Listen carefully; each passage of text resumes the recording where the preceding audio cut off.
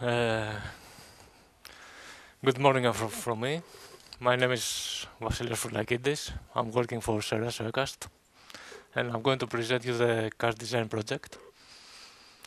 Uh, this is a project collaboration between Seras Oecast and Scania, Volvo, and Jönköping University. This project investigates the effect of the different alloying element on the mechanical properties of flake graphite iron. I will say a few words in this presentation. I will say a few words about the background of this work. Then I will present the project plan. I will show you some results and then the summary. Introduction. This image shows why the big truck constructors, Volvo and Scania, they are very interested in investigating the cast iron. As you can see, this is a truck engine, and there are many parts that are made by cast iron, including the cylinder block and cylinder heads, which are the main parts of the engine. There are several parameters that driving the development of cast irons. Three of them are related to this project. Is the emission legislation, fuel economy, and engine power. How these parameters are related to this project? If we want to influence to improve the emissions of the engine, or to reduce the fuel consumption, or to improve the engine performance, we should increase the firing pressure inside the bursting chamber of the engine.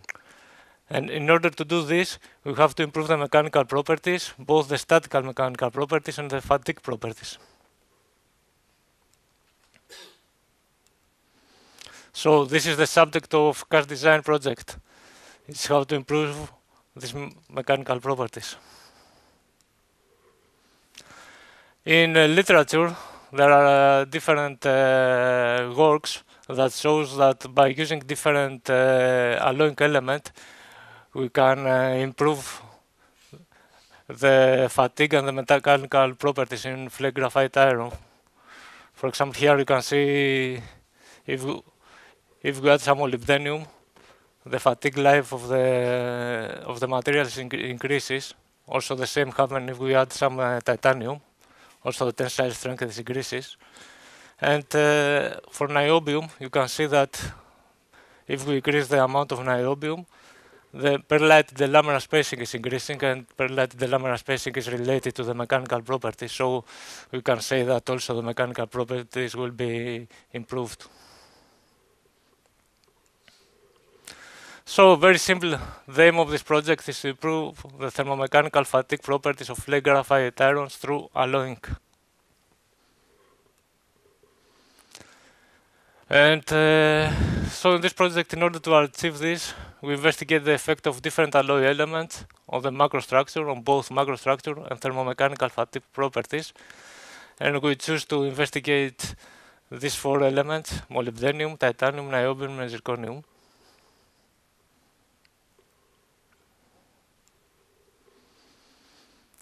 And the project plan. In this project, we have done different activities in order to achieve this goal. First, we have made some casting experiments, and the material of this casting experiment, we use it in order to create some test bars and measure the static mechanical properties and TMF data. The second action is the rapid solidification experiment. We do this in order to find out how the microstructure is developed. And when these elements are used in our alloy, as alloy in our melt. And of course also the macrostructure of the TMF test and the tensile bars is also investigated.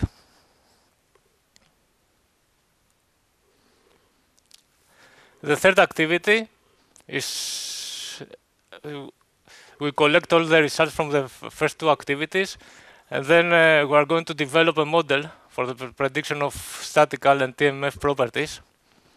This model can be like this, where this is an example, where it will be incorporated different macrostructural features and also different alloys composition. Maybe you can incorporate also some cooling rates.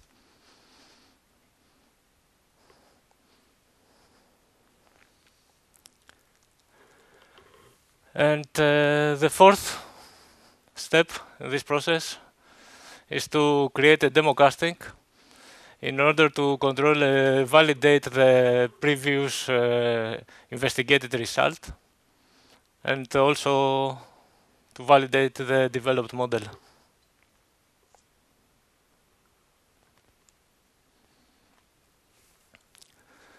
And the results. First I will show you the results from the casting experiment. You can see this is the layout of the casting experiment. It's a simple step design. There are 3 different cooling rates, and we have been used 7 different variations.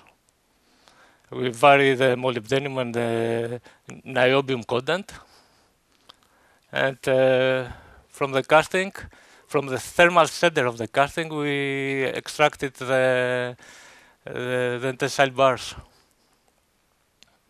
We take 4 specimens from each alloy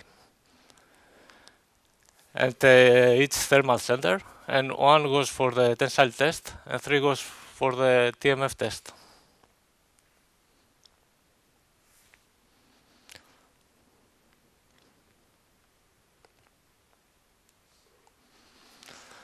Here is the tensile strength results. The red lines are the high cooling rate, the samples were taken from the area where the cooling rate is very high. The green bar is from the medium cooling rate, and the blue bar is from the low cooling rate. As you can see, the cooling rate has a large impact on properties. Always the red bar are higher than the rest, and more or less this was expecting to be so. Also, we can see that niobium and molybdenum give more or less the same increase in strength. You can see here we have the niobium and here we have the molybdenum. And at least in case of low cooling rate and medium cooling rate, the strength is more or less the same. In high cooling rate, it's a little bit different. And also can say that combination of molybdenum and niobium may increase the strength at low cooling rate. If we see this 14 alloy, we can see that both blue bar that correspond to the low cooling rate and the green bar that correspond to the medium cooling rate is quite higher than the rest of the combinations, alloy combinations.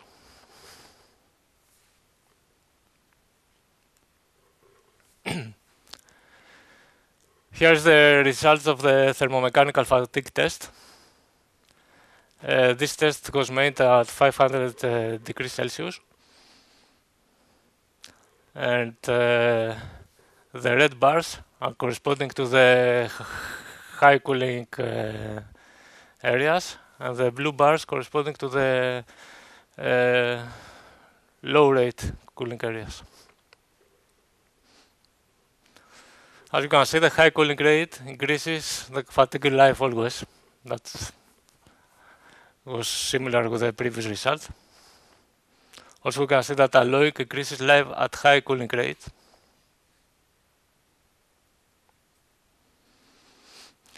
You can see that the red bars,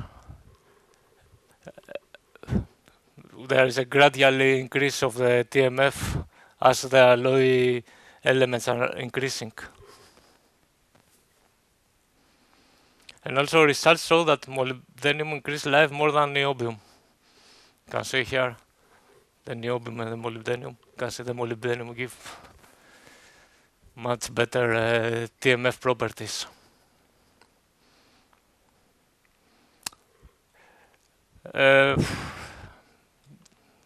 Maybe the constant result is that the strange result in this is that we cannot see any effect of the low cooling rate.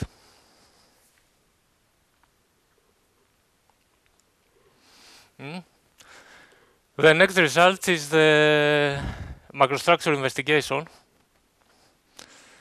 Here you can see different macrographs which are show the macrostructure changes with when we vary the molybdenum content. You can see the first image that when the molybdenum is very low, the matrix is fully perlitic. When molybdenum is 0.5 more or less percent, then we have perlite plus ferrite. And at very high molybdenum content, close to 1%, we have perlite ferrite plus osferrite. And this is the phase that gives the improved TMF properties. And here is the cooling curve of different molybdenum content. And this is the eftectoid area, the solid phase transformation area. And as you can see, the blue line is the high molybdenum content, the green is 0.5 molybdenum content, and the red is 0.05 molybdenum content. As the molybdenum content increases, the other cooling is also increases, and in blue line almost is disappear. So the molybdenum addition has impact to the eftectoid transformation.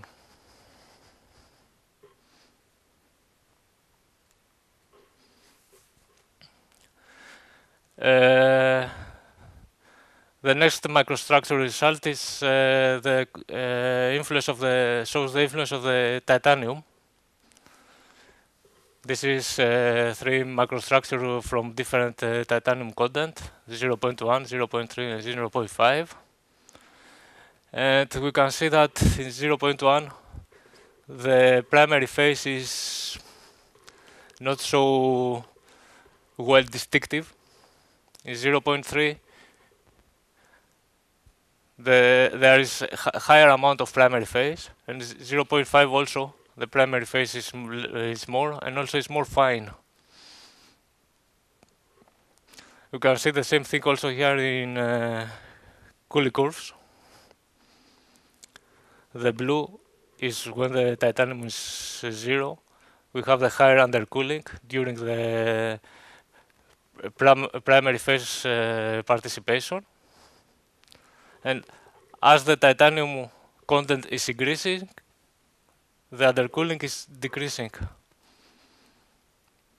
So we have a clear effect on the primary phase precipitation.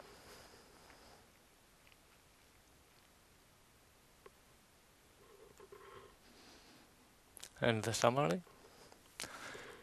Combination of molybdenum and niobium increased strength at low cooling rate is the first conclusion. Molybdenum and niobium increases TMF properties. molybdenum affect the macrostructure during the F-tectonic transformation, the solid state transformation. And last, the titanium influenced the formation of the primary phase of the austenite.